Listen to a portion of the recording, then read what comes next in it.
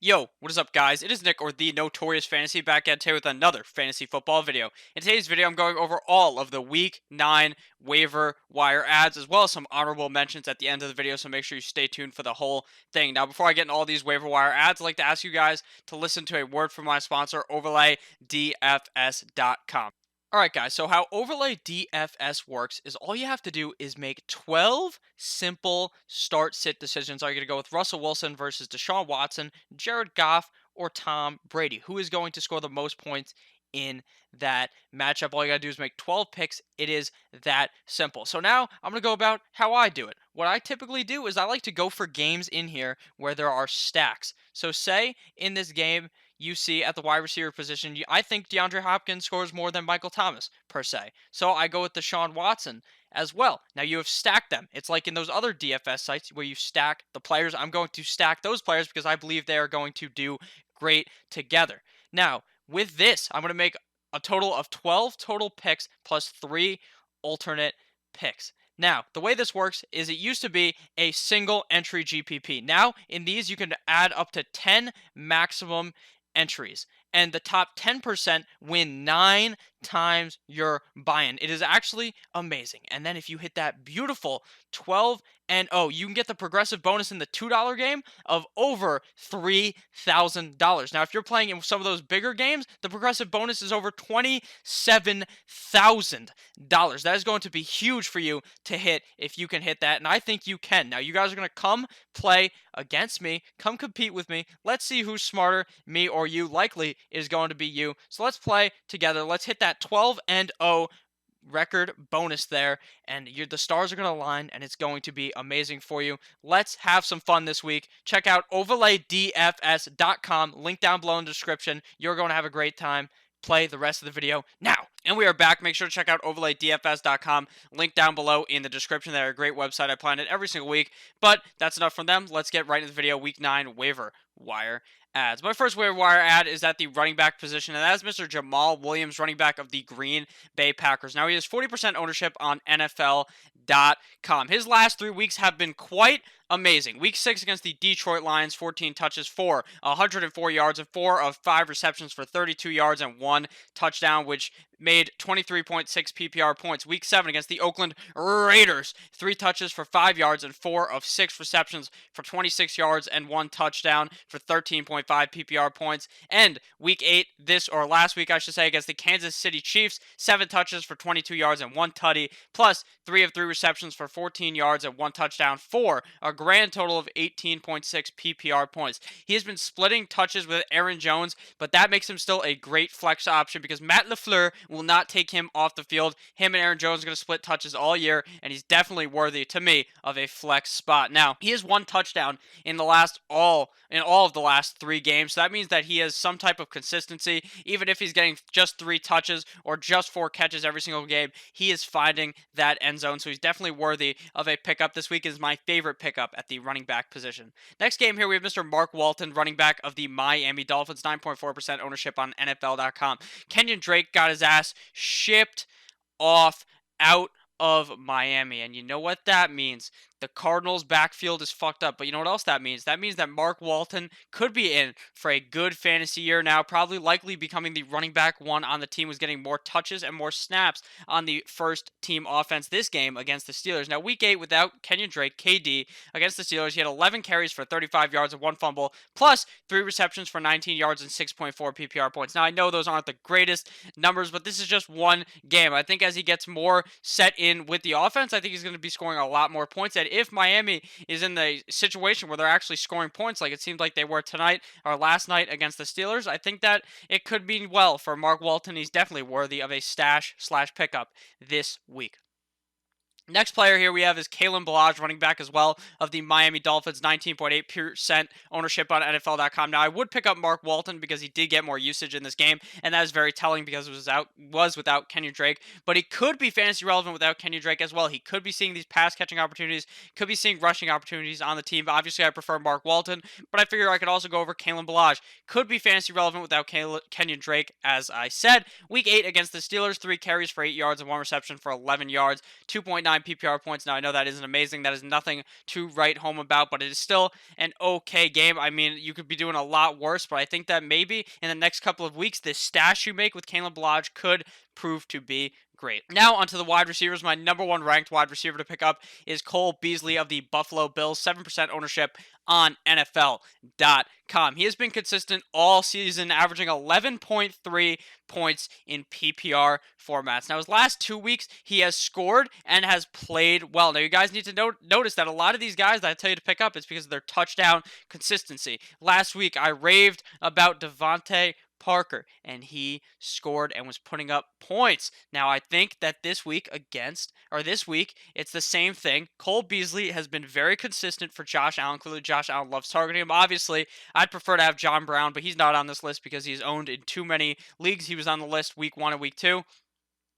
But now we are obviously long gone from there.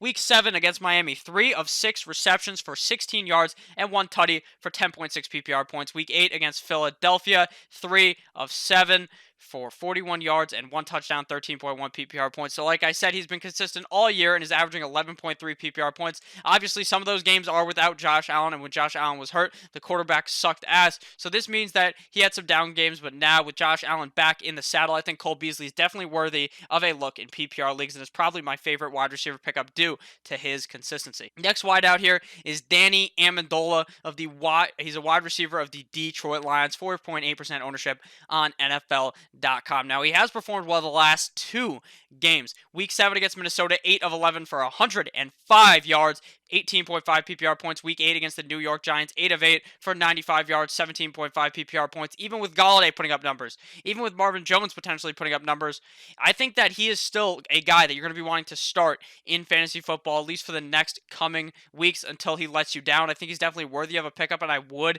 play him this week. Now, the one thing you have to worry about is that there are so many options on this team. If Ty Johnson is able to actually get going this week, I would be worried about it, but right now it seems like the run game is absolutely shattered, and I feel like they're going to try to rely heavily on the gunslinger Matt Stafford, and I think if that is true, Danny Amendola is a guy that Matt Stafford likes targeting and is a guy I would definitely be willing to put in for on waivers come tonight. Darius Slayton is the next wideout of the New York Football Giants, 1.1% ownership on NFL.com. Now, if Sterling Shepard is out, you can certainly start him. I would be starting him if he's out. He's emerging as a deep threat, a guy that gets open down the field, and Danny Dimes loves throwing him the ball. Week 8, he played great against at Detroit. Week 8, he played great against Detroit. 2 receptions on 5 targets for 50 yards and 2 total touchdowns for 19 PPR points. Now, obviously, I don't expect him to score 2 touchdowns every week, but even if he scored 1, he'd be around 13 PPR points, and that's still a great game from a wide receiver. If Sterling Shepard is out, I am really looking for Darius Slayton this week as a guy that you can set straight into your lineup. Next wide out here is Kenny Stills, wide receiver of the Houston Texans, 39.1% ownership on NFL.com. Now, he did not perform Week 8 against Oakland. He shit the bed. A lot of people were super high on Kenny Stills, myself included. He did not perform against the Raiders. Knock one time if you're with me. But he still has upside Week 9 against Jacksonville if Will Fuller is out. If Will Fuller is out, Kenny Stills will still be in my lineup. Obviously, DeAndre Hopkins was getting a lot of looks. Darren Fells was getting a lot of those looks in the end zone. But next week, it could be a completely different story, and Kenny Stills could be that option if Will Fuller is out. I'm definitely looking for Kenny Stills this week, but he's obviously not as high on my waiver pickups as he was last week. Now, onto the tight ends. Chris Herndon is my number 1 tight end to pick up this week of the New York Football Jets, 6.7% ownership on NFL.com. Now, before I talk about Chris Herndon, make sure you guys go down below and click that subscribe button if you have enjoyed thus far. If you haven't enjoyed, that's okay. Click that dislike button. I really don't give a fuck. But let's keep going. Chris Herndon, New York Jets, tight end, 6.7% ownership on NFL.com. Now, Coach Adam Gase reports he looked good for Week 9 against Miami, which means he should likely play this week. And you want to know who he gets his first game against? The shitty Miami Dolphins. The Miami Dolphins are going to get pounded into submission by Mr. Mono Boy Sam, Kid See Ghost, Sam Darnold, the Ghost Buster. Sam Darnold is going to bust all over the Miami Dolphins, and Chris Herndon is in for a huge game given his return. Darnold developed a good connection with him last season. Obviously, he only played a couple of games together, but Herndon was like a tight end 1 in all of those games. He should be a tight end 1 rest of season given he is healthy. next tight end to talk about here is Mr. Dallert Goedert of the Philadelphia Eagles. Now, he has a 5.3% ownership on NFL.com, so not a lot of people are looking his way. He is the tight end 2 on the team behind Zach Ertz, but to me, that doesn't matter because Mr. Carson Wentz, the Ginger Ninja, still loves targeting him. He has scored in his last 2 outings. Week 7 against the Dallas Cowboys, a rival of the Philadelphia Eagles, 4 of 4, faux, like it's fucking Wendy's, for 69 yards and 1 touchdown for 14.9 PPR points. Great game out of him there. And last week against the Buffalo Bills, 3 of 5 for 22 yards and 1 tutty, 11.2 PPR points. So another solid game out of him, given you're obviously going to rely on him scoring that touchdown, but these last couple of games have been good matchups. I think this week he should be able to find that end zone as well. I like Dallas Goedert this week, and as a guy you can definitely pick up if you're in a sticky situation. Final waiver wire pickup tight end to talk about here is Darren Fells of the Houston Texans, 17.8% ownership on NFL.com. Now, he played amazing last week. 6 of 6 for 58 yards and 2 touchdowns, 23.8 PPR points against Oakland in London. Was the game in London? No, it wasn't in London. I'm fucking stupid. The game in London was the Rams versus Cincinnati Bengals. But against Oakland, he went off, and I felt him going off straight into me because he destroyed me in a fantasy league. He destroyed me himself. But that's okay because you guys should definitely pick him up and do that destroying. Clearly, the tight end 1 on Houston above Jordan Akins. He's getting a lot more snaps than Aiken, and he's getting a lot of use on that offense, especially if Will Fuller is out. I would honestly be confident that he would have another huge game this week. Now, onto the honorable mentions, guys that didn't make the cut for the video, but obviously, guys, I'm still going to speak briefly about. Now, the number 1 guy would be Chris Connolly, I believe I typed his name in wrong, wide receiver of the Jacksonville Jaguars. Now, if D.D. Westbrook is missing time, he's obviously a guy that gets elevated for that. DJ Chark and Chris Connolly would be the main wide receivers for Mr. Gardner Minshew. Given it's Gardner Minshew, not Nick Foles, I think Chris Connolly would be in for some pretty good games when D.D. is out. Preston Williams, wide receiver of the Miami Dolphins, proves to be very consistent on a week in and week out basis. Preston Williams has been scoring about 10 points every single game in PPR format, so I do like Preston Williams as a guy that you could pick up and start, especially this week against the Jets. Jalen Samuels to start off the running backs against the Pittsburgh Steelers, or on the Pittsburgh Steelers. James Conner did have an injury at the end of the game. How serious is the injury will be told probably tomorrow or today as you're watching the video. You may be able to know. Later in the day, I could write it down in the comments how severe that injury is. If it is what they believe it may be, something with his clavicle or some shit, he could be out for the rest of the season. So obviously Jalen Samuel would be a premier pickup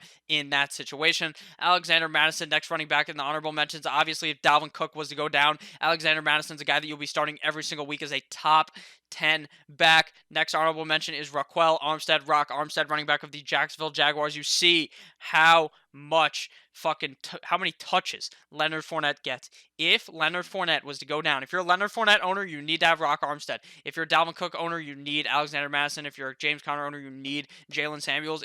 If Leonard Fournette was to go down, Rock Armstead would potentially skyrocket himself into being a top 15 running back rest of the season.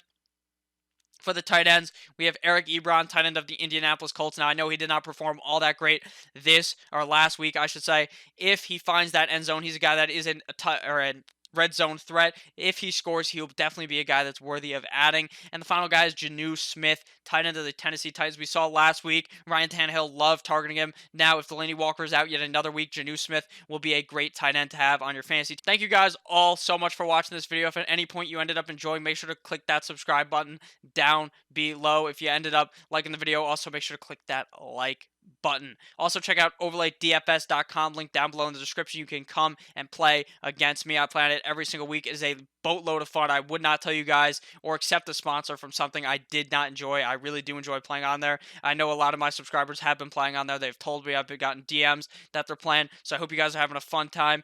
Let's all have some fun times this weekend on Sunday. Let's win some money. Have a great rest of your guys' day. I'll see you guys tomorrow with a bunch more vids. Goodbye. I love each and every single one of you guys. Don't ever forget that. Goodbye, guys.